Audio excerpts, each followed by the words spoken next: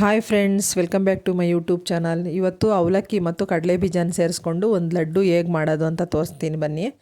ಅದಕ್ಕೆ ಬೇಕಾಗಿರೋ ಇಂಗ್ರೀಡಿಯೆಂಟ್ಸು: ಕಡಲೆ ಬೀಜ 1 ಕಪ್ ತೊಗೊಂಡಿದ್ದೀನಿ, ಒಣ ಕೊಬ್ಬರಿ ತುರಿ ಸ್ವಲ್ಪ ಅರ್ಧ ಕಪ್ ತೊಗೊಂಡಿದ್ದೀನಿ, ಸ್ವಲ್ಪ ತೊಗೊಂಡಿದ್ದೀನಿ, ಏಲಕ್ಕಿ ಪುಡಿ ತೊಗೊಂಡಿದ್ದೀನಿ, ಇಲ್ಲಿ ಒಂದು 5-6 ಕುಟ್ಟಿ ಪುಡಿ ಮಾಡಿ ಇಟ್ಕೊಂಡಿದ್ದೀನಿ ನೋಡಿ,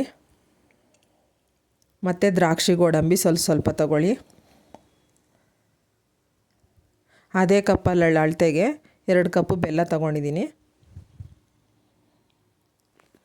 ಮತ್ತು ತುಪ್ಪ ತೊಗೊಂಡಿದ್ದೀನಿ ನೋಡಿ. ಈಗ ಹೇಗೆ ಮಾಡೋದು ಅಂತ ನೋಡೋಣ ಬನ್ನಿ. ಮೊದಲು ಬಾಣಲಿನ ಇಟ್ಕೊಂಡು 1 ಕಪ್ಪಲ್ಲಿ ತೊಗೊಂಡಿದ್ವಲ್ಲ ಕಡಲೆ ಬೀಜನ, ಅದು ಚೆನ್ನಾಗಿ ಹುರ್ಕೋಬೇಕು.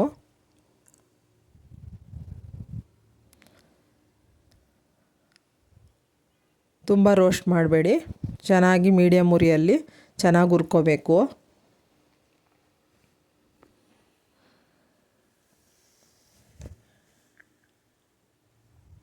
ನೋಡಿ, ಇಷ್ಟಪಡದೇ ಇರೋರು ಕೂಡ ಈ ಥರ ರೆಸಿಪಿಗಳು ಮಾಡಿದಾಗ, ಸ್ವೀಟ್ ತಿಂಡಿಗಳು ಮಾಡಿದಾಗ ಮಕ್ಕಳು ತುಂಬ ಇಷ್ಟಪಟ್ಟು ತಿಂತಾರೆ. ದಿನ ಒಂದು ತಿನ್ನೋದ್ರಿಂದ ಆರೋಗ್ಯಕ್ಕೆ ಇದು ತುಂಬ ಒಳ್ಳೆಯದು. ನೋಡಿರಿ, ಕಡಲೆ ಬೀಜ ಹುರಿದಿದೆ, ಪುಡಿ ಮಾಡೋದಕ್ಕೆ ಸೈಡಿಗೆ ತೆಗೆದಿಟ್ಕೊಂಡಿದ್ದೀನಿ. ಈಗ ಅದೇ ಕಪ್ಪಲ್ಲಿ 1 ಕಪ್ಪು ಅವಲಕ್ಕಿ ತೊಗೊಂಡಿದ್ದೀನಿ, ಅದನ್ನು ಕೂಡ ಗರಿಯಾಗಿ ಹುರಿಬೇಕು. ಕಟ್ ಮಾಡಿದ್ರೆ ಹೆಂಗೆ ಪುಡಿ ಆಗಬೇಕು ಆ ಥರ ಹುರಿಬೇಕದು.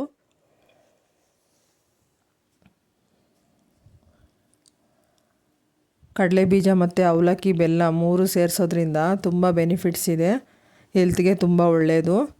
ತುಂಬ ಒಂದೊಂದು ದಿನ ಒಂದೊಂದು ಲಡ್ಡು ತಿಂದರೆ ತುಂಬ ಒಳ್ಳೆಯದು. ಅನ್ನಕ್ಕಿಂತ ಅವಲಕ್ಕಿ ಒಳ್ಳೆಯದು ಅಂತಾರೆ. ಈ ಡಯಾಬಿಟಿಸು ಅದೆಲ್ಲ ಇರೋರು ದಿನಕ್ಕೊಂದು ಸಲ ಅವಲಕ್ಕಿ ತಿನ್ನೋದು ಒಳ್ಳೆಯದಂತೆ. ಸಕ್ಕರೆ ತುಂಬ ನಿಯಂತ್ರಣದಲ್ಲಿ ಇಟ್ಕೊಡುತ್ತೆ ಅಂತ ಹೇಳ್ತಾರೆ ಇದನ್ನು. ನೋಡಿರಿ, ಈಗ ಹುರಿದಿದೆ ಅವಲಕ್ಕಿ.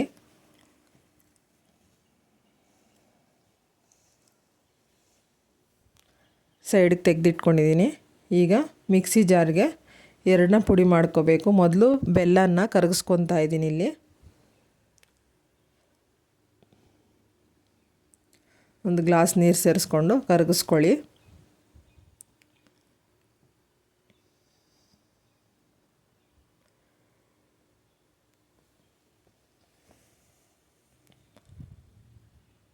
ನೋಡಿ, ಬೆಲ್ಲ ಈಗ ಕರಗಿದೆ.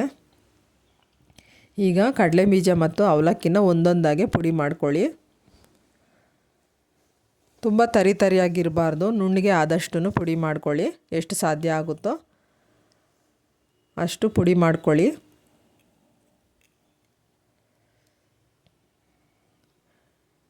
ಈಗ ತುಪ್ಪದಲ್ಲಿ ದ್ರಾಕ್ಷಿ ಗೋಡಂಬಿ ಹುರ್ಕೊತಾ ಇದ್ದೀನಿ.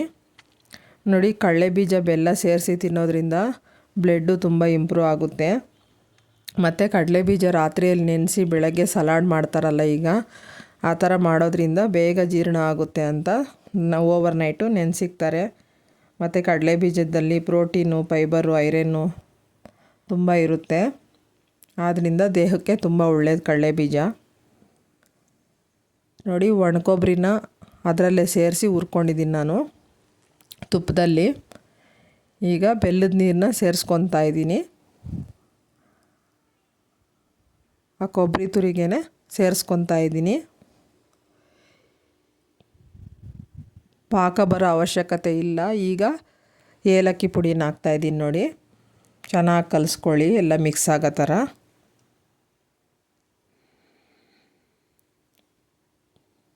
ಆ ಪುಡಿನೆಲ್ಲ ಮಿಕ್ಸ್ ಮಾಡಿ ಇಟ್ಕೊಂಡಿದ್ದೀವಲ್ಲ, ಅದನ್ನು ಸ್ವಲ್ಪನೇ ಹಾಕ್ಕೊಳ್ಳಿ. ನೋಡಿ, ಈ ಬೆಲ್ಲದ ಪಾಕಕ್ಕೆ, ಪಾಕ ಅಲ್ಲ ಬೆಲ್ಲಕ್ಕೆ ಈ ಥರ ಸೇರಿಸ್ಕೊಳ್ಳಿ. ಸುಮ್ಮನೆ ಬೆಲ್ಲ ಕರಗಿದ್ರೆ ಸಾಕು, ಪಾಕ ಬರೋ ಅಗತ್ಯ ಇಲ್ಲ. ತುಂಬ ಈಸಿ ರೆಸಿಪಿ, ಯಾರು ಬೇಕಂದ್ರೂ ಮಾಡ್ಬೋದು. ನೋಡಿ, ಈ ಥರ ಚೆನ್ನಾಗಿ ಕಲಿಸ್ಕೊಳ್ಳಿ.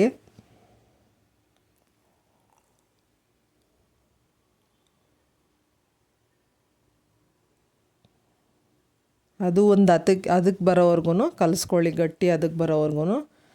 ನಾವು ಉಂಡೆ ಯಾವ ಥರ ಕಟ್ತೀವಿ ನೋಡಿ, ಆ ಥರ ಕಟ್ಟೋವರೆಗೂ ಈ ಥರ ಕಲಿಸ್ತಾನೇ ಇರಿ. ಸ್ಲಿಮ್ಮಲ್ಲಿ ಇಕ್ಕೊಳ್ಳಿ. ಈಗ ನೋಡಿ, ಒಂದು ಅದಕ್ಕೆ ಬಂದಿದೆ. ಒಂದು ತಟ್ಟೆಗೆ ತುಪ್ಪ ಸವರಿ ಹಾಕ್ತಾಯಿದ್ದೀನಿ ನಾನು. ನಮಗೆ ಯಾವ ಶೇಪಲ್ಲಿ ಬೇಕಂದ್ರೂ ಮಾಡ್ಬೋದು. ನಾನು ಲಡ್ಡು ಶೇಪಲ್ಲೇ ಮಾಡ್ತೀನಿ. ನೋಡಿ, ಸ್ವಲ್ಪ ಆರಿದ ಮೇಲೆ ಕಟ್ಟಿ, ತುಂಬ ಬಿಸಿ ಇದ್ದಾಗ ಕಟ್ಟಕ್ಕೆ ಹೋಗಬೇಡಿ. ಈಗ ರೌಂಡಾಗಿ ಉಂಡೆಗಳ್ನ ಕಟ್ಟಿಟ್ಕೊಳ್ಳಿ. ಬಿಸಿ ಇದ್ರೂ ತುಂಬ ಕಟ್ಟೋಕ್ಕಾಗೋದಿಲ್ಲ. ದ್ರಾಕ್ಷಿ ಗೋಡಂಬಿ ಎಲ್ಲ ಸೇರಿಸ್ಕೊಂಡಿರ್ತೀವಲ್ಲ, ತುಂಬ ರುಚಿಯಾಗಿರುತ್ತೆ. ಕೈಗೆ ತುಪ್ಪ ಸವರ್ಕೊಂಡು ಈ ಥರ ಉಂಡೆ ಆಗಿ ಕಟ್ಟ್ರಿ. ಈಗ ವೆಯ್ಟ್ ಲಾಸಿಗೆ ಕೂಡ ಈ ಕಡಲೆ ಬೀಜನ ಬಳಸ್ತಾ ಇದ್ದಾರೆ. ನಮ್ಮ ಚಾನಲ್ನ ಇನ್ನೂ ಯಾರು ಸಬ್ಸ್ಕ್ರೈಬ್ ಮಾಡದೆ ನೋಡ್ತಾ ಇದ್ದೀರಾ, ಪ್ಲೀಸ್ ಸಬ್ಸ್ಕ್ರೈಬ್ ಮಾಡ್ಕೊಂಡು ನೋಡಿ. ನಾವು ಮಾಡೋ ರೆಸಿಪಿಗಳು ನೀವು ಕೂಡ ಮಾಡಿ ಹೇಗೆ ಬಂತು ಅಂತ ಕಮೆಂಟಲ್ಲಿ ತಿಳಿಸ್ರಿ.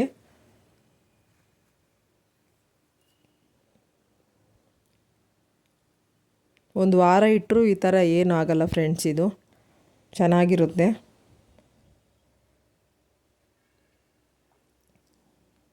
ಮಕ್ಕಳಿಗೆ ಸ್ನ್ಯಾಕ್ಸ್ ಬಾಕ್ಸ್ ಕೂಡ ಡೈಲಿ ಒಂದೊಂದು ಕಳಿಸ್ಬೋದು. ಈ ಥರ ಮಾಡಿಕೊಡೋದ್ರಿಂದ ಅವ್ರು ಕೂಡ ಇಷ್ಟಪಟ್ಟು ತಿಂತಾರೆ. ನೋಡಿ,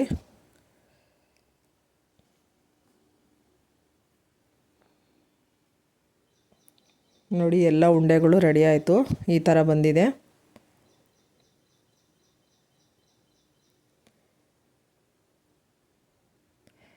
ನೀವು ನಮ್ಮ ರೆಸಿಪಿಗಳು ಇಷ್ಟ ಆದರೆ ಲೈಕ್ ಮಾಡಿ, ಶೇರ್ ಮಾಡಿ, ಸಬ್ಸ್ಕ್ರೈಬ್ ಮಾಡ್ಕೊಂಡು ನೋಡಿ ಫ್ರೆಂಡ್ಸ್.